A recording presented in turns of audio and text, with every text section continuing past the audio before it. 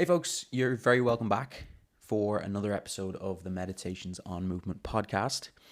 Today, I want to discuss a few different things. I suppose this goes back to the general reason as to why I started the podcast was a way in which I can sort of formulate my thoughts and put things into perspective. And I feel the last period of time has been rich in terms of like learning and going deep into a certain area. So now it's time to sort of extract everything from that. Okay. So that's what we're going to look at. I suppose at first, I'm going to cover, I suppose, why it's been so long since there's been an episode of this, what I've been up to, because I haven't really been posting on sort of social media or out to my email list or anything like that. This is the first episode of a new year, so I suppose that leads me into like what the targets and sort of things that I want to do with the year, and hopefully you can maybe extract some stuff from that as well. And then there is something I want to touch on a little bit later, but obviously I'll get to that when we get to it. First off, a little sort of look as to we're only a few episodes into the podcast before I stopped sort of posting. I suppose it would have been October or something like that. It was great to sort of get things up and running, get sort of my thoughts out there in terms of what I wanted to do with the podcast. But we were starting up in terms of a new term of the movement school, and I kind of look back on the first year. We sort of had these brief periods off, and we took an extended break over sort of the summer. And I wanted to make sure that basically when I was in the school and really intense in the work, that I wasn't spreading myself thin. I think it's a mistake that I've made in the past is doing too many things all at once. And I was looking at this period as like, right, if I really go deep in this, really put my time and energy into it, how much can I really extract from it? And I knew it would be valuable. It just meant then that I had to sort of like pull back on certain things. It's not that I sort of pulled back on everything to the point that it was just like, okay, I do absolutely nothing other than the movement school. There's obviously a certain amount of things that I had sort of responsibilities and wanted to do obviously as well. But one of them, I suppose, was posting on social media, email list and stuff like that, knowing that I suppose if I take a month or two away from them, it just kind of frees up a little bit of my time and energy to be able to make sure that I'm putting it back into the school and the work that we're doing. It is really important, I think, to do that during periods of time. You know, as I said, I made the mistake in the past of sort of spreading myself too thin, and it means that nothing really gets done is a way to think of it. Nothing really progresses because you can look at it and quantify it as in terms of like, say, the time that you have or the energy that you have. And if some things are just taking up too much of your energy and time, you know, if there's very small amounts going into it, you just know that you're not going to extract much from it. You know, you really have to make sure that you're putting enough time and energy in the first place to actually see that progress. And then if you invest more from there, you're obviously going to be extracting more and more from it. Okay. So that meant that my work with my students was sort of at a necessary amount, if that makes sense. It's not like I completely pulled back to the point that I wasn't doing anything with them. They progressed, they advanced, and I had that, but it just meant like anything outside of it where I was looking at sort of like this, the podcast here, social media stuff, if I could just pull myself away from it, I thought that was the perfect thing to do. And I feel like it's been very beneficial, like the period of time in terms of the run up to Christmas, like really, really deep within the practice and contemplating loads, writing, journaling, stuff like that, really trying to put things into perspective. Whereas now, post Christmas, certainly, I feel Christmas was a really intense period of that for me as well. Like there's so much that you're doing in terms of the physical practice, but then there's the extraction part as well, like writing, contemplating. I went deep with a lot of meditation work as well, and I feel it was almost like the perfect time to do it because I had about 2 weeks off, was able to extract myself completely from work, make sure that I have everything kind of set up for my students. But then it was kind of just, okay, everything's finished with its full 2 weeks off. I did the right amount of sort of, seeing other people, making sure I saw friends, family, all that sort of stuff. But then I also had a lot of time to myself, which was really, really beneficial, I find. It's hard to sort of put it into words in terms of the feeling of wholeness, I suppose, or the centering that I was able to achieve for that period. But it really helped me view like a lot of things, like looking back on sort of stuff in my life and seeing it from a whole new perspective. Seeing it lead up to this point and being really grateful for the people in my life, the people that I've worked with in the past, all that sort of stuff. I'll not touch on it too much because, as I said, it's hard to really put into words, and it kind of leads me to a point that I want to make at the end of the podcast itself, where it's more about a feeling of being, in a sense. That's what I got from the whole experience, was a real sort of awareness of me, my being, who I am, what I'm doing, which is what I suppose the journey has been aimed towards this whole entire time. That I think was the thing, is that I was able to extract from it, even though it was maybe a unconscious thing. It's really able to see that as been sort of the driving force this whole time, not understanding maybe why I was doing certain things and just sort of like following interest, but realizing that always really has been the sort of aim with a lot of this. But I'll park that for the minute, and I'll cover it at the end of the episode. But that led, I suppose, to for me anyway, it led me to sort of look at, okay, well, what are the things that I want to do now going forward? And I'm seeing it as this sort of process of different stages. I've heard other people talk about it as like different seasons in your life, where you're sort of looking at it as like, okay, I was really grateful for the fact that I was able to look back on the previous year of the school and say, okay, extracted loads from it, got loads of learning, but can I really dive deep for a brief period just to extract as much as I can from it, so that I'm able to give it back in a certain sense. And that's what I felt I was able to do. That's certainly what I want to do in terms of what I offer going forward. How I see it really is, I'm only going to be as good as my ability to extract and give back. Okay, so learning never stops, growing never stops, changing never stops. The way that I had sort of seen or I see things sort of operate is a lot of the times we sort of set up these systems, these models, these ways of working. And it's something I've noticed obviously in the fitness industry, because it's an industry that I've worked in for the past 10 or 15 years. You see a lot of people set this thing up, and it becomes the main thing that they do. And while it's something that's obviously very valuable, I'm sure, it doesn't allow itself to grow. It's sort of static, is the way I would sort of think of it. And what I want to create is something that is there and grows along with me, and helps the people that I work with in a similar sort of way. It's sort of my ability to continue to extract learnings, extract teachings from my work, then becomes the things that I teach on, the principles that I teach on to my students. And if I can create an environment where that's possible, where I can continue to do that work, continue to expand myself. As I said, I'm never finished growing. I'm never finished learning.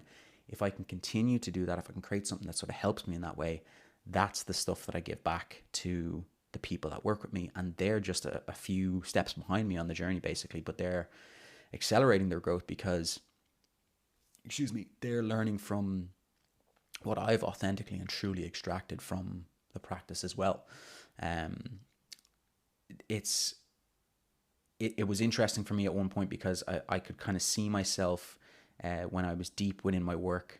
At one point, one of my students actually said it to me. She was making a suggestion on something that I should sort of do, seeing this idea of, like, obviously community is such a huge aspect of this work, and it was something that I was deeply involved in terms of an in-person sort of setup where there was a community.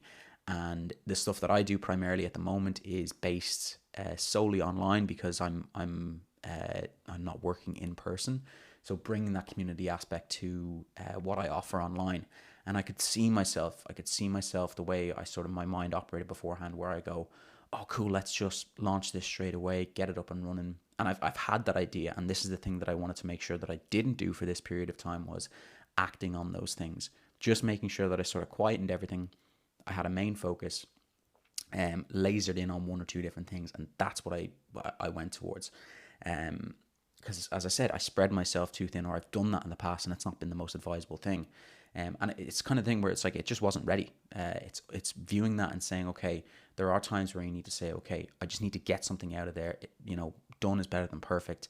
But then other times it's a case of, okay, if you haven't actually got to the point where it's ready, it's going to be useless when you put it out there. So that's what I was seeing in terms of like the trail that my brain was going off of, seeing her kind of sort of say that, knowing that it was something that I wanted to sort of create now or create in the future, but just not exactly having it fully formed. I don't know if that's coming across in terms of what I'm saying, but it's like having the idea, knowing that it's important, putting together the pieces and seeing that you're kind of like, right, I have some sort of idea of where this path is, but just not really having it nailed yet, and just knowing, okay, it's not the time. I can't put this stuff into practice just yet, because I really don't have it sort of fully mapped in some sense. So this is what I'm trying to do in terms of my work going forward, is I'm only really going to teach on that stuff that I've fully mapped. But everything out there in terms of unexplored territory, I'm still going to continue to go off and sort of learn and try to extract from it.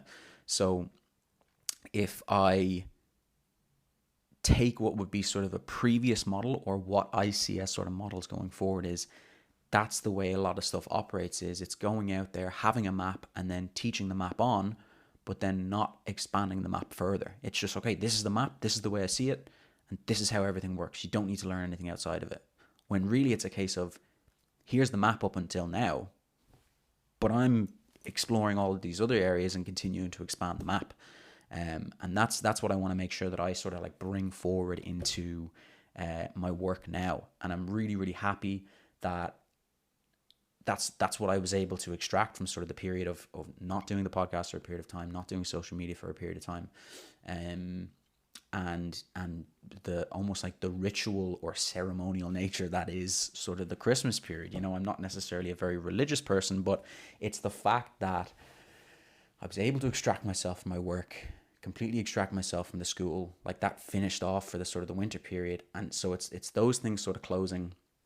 It was going deep into my meditation work and into contemplation, centering myself to the point that it's just like, boom, there we go. All things sort of webbed and just weaved into one little time period. And I was just receptive to it. I was just really able to see what that all meant, and now what it means sort of like going forward for me. So it leads me into this year of 2023 reinvigorated, just completely re-energized in terms of like what it is that I'm doing, almost like a purpose and a sense of meaning, where I want to go with each individual project, like what I want to do specifically with this podcast. As I said, it's a way for me to sort of formulate my opinions, give back, potentially give you, someone who is on the periphery of my work, a little insight into what it is that I do, the stuff that I do with my students, and just what this whole sort of journey is about. And then there's going to be the work that I actually like, if that's you on the periphery, it's then I suppose the people a little bit kind of closer in, and then my private students as well, like all of those different areas. Not only what I want to do professionally, then like that's sort of like the my offerings is the way I want to think of it. I'm trying to see things less as like sort of like business. It's like I've always hated sort of looking at it as like running a business. It's like I have people that I'm really grateful for working with, and I don't want to see it as sort of like a business relationship. I want to see it as a real relationship, another human. That's how I want to see it. So I have that sort of aspect in terms of the students that work with me. Then I will have sort of the relationships that I build, with the people that I have close to me, who I am as well, like my internal work, my movement practice that I'm sort of building as well. And I'm excited to sort of explore these different areas and see them all interweave and intertwine over the year of 2023. That's going to be the exciting thing going forward. So that was brief, maybe, if that was brief, and sort of an overview, I suppose, of why there hasn't been an episode in quite a long time, what that means going into sort of 2023. You'll expect more of these episodes, more content from me on social media as well. Just, as I said, using it as a form of expression as well. I feel this will be a really good way of sort of putting all of these thoughts in my heads into perspective, and then seeing the expressive nature of the stuff that I do on, say, my Instagram, for example.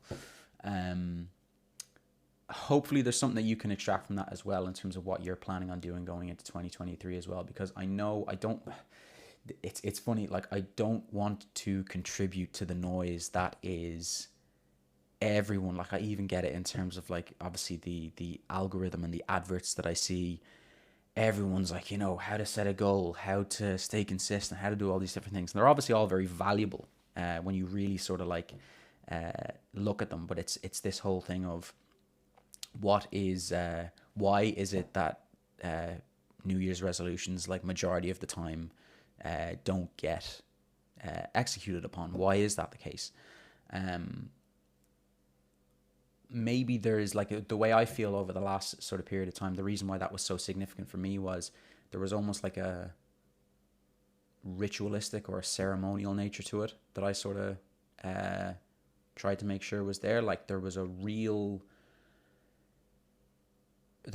change of being, and this was supposed to be sort of the main purpose of the episode, was looking at this idea of being rather than doing. I've seen it talked about in this way of sort of like identity. Identity is just one aspect. I don't think it's quite exactly what you should be looking at in terms of this change of being that you should look at.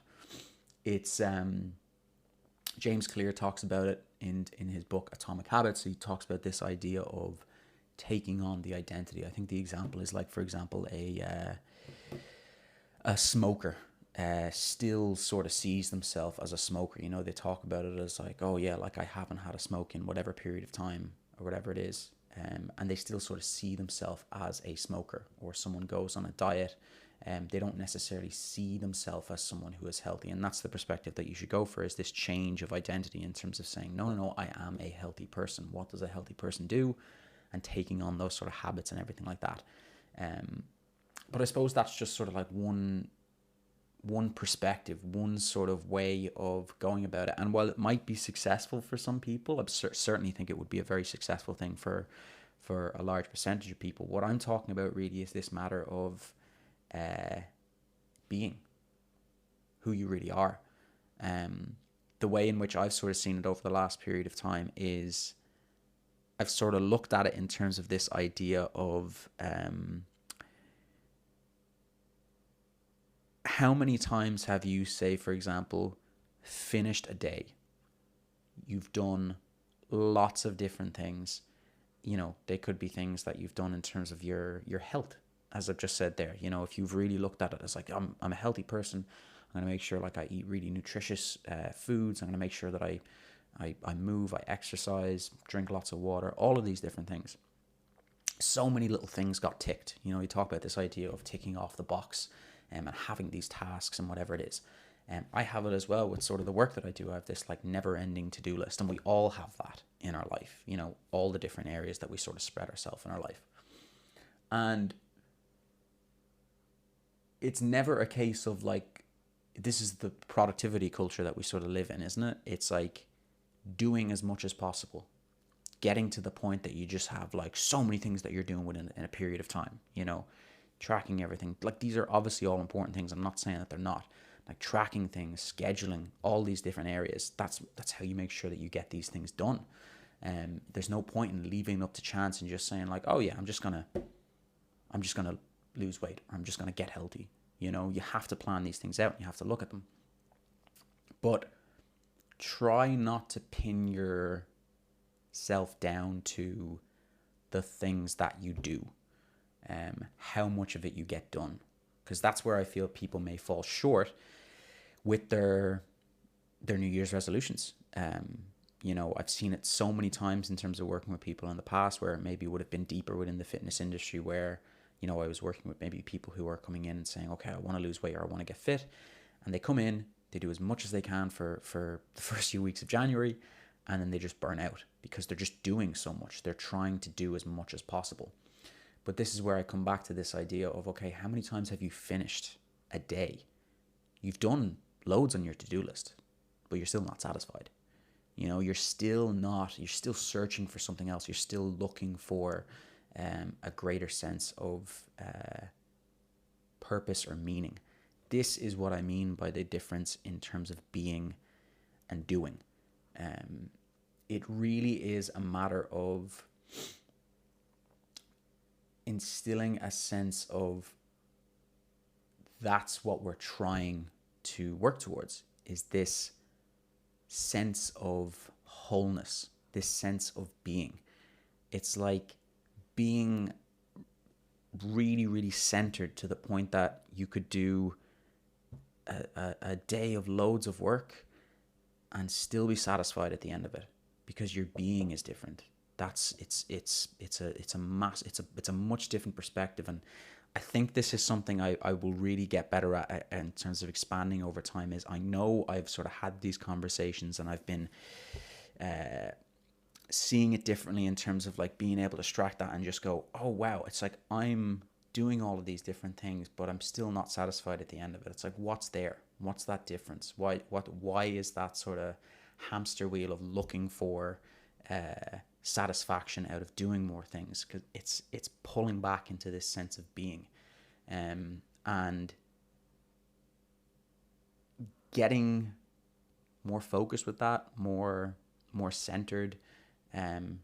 Changing your being is going to be, it's really going to be what you how you'll be satisfied long term. Maybe I don't even want to use the word satisfied. It's like because that can be sort of misunderstood, but hopefully, back to everything that we've sort of said in this episode, you've sort of understood that that's what I've been trying to sort of explain over this period of time is this change of being, rather than seeing it as what am I doing, because that's where I feel I've fallen short in the past, and I feel people fall short with their New Year's resolutions, is looking at it as everything that they're doing rather than who they are, their being. That's what we're really after, that change of being. Okay. Certainly something I don't think I've explained well, but that's the fun part of this whole thing, is I don't have everything figured out, and I'm continuing to figure these things out. Something that I'm certainly much more confident now talking about.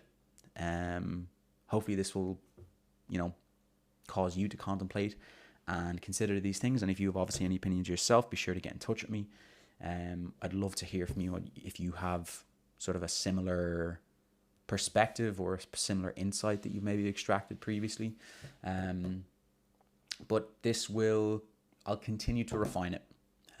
So as this podcast develops, as my understanding of things develops, I'll be better able to explain it in the future. So that's everything I wanted to cover, to be honest with you. I hope this episode isn't too long. I can't see, I'm recording this on with a mic on the phone, so I can't see the time, but I don't think it's gone for too long. So we'll leave it at that, folks. I will see you soon. Hopefully next week I'll get one of these sort of recorded once a week potentially. Exciting times ahead. Hope you enjoyed the Christmas and New Year's period yourself. I'll see you soon. Take care.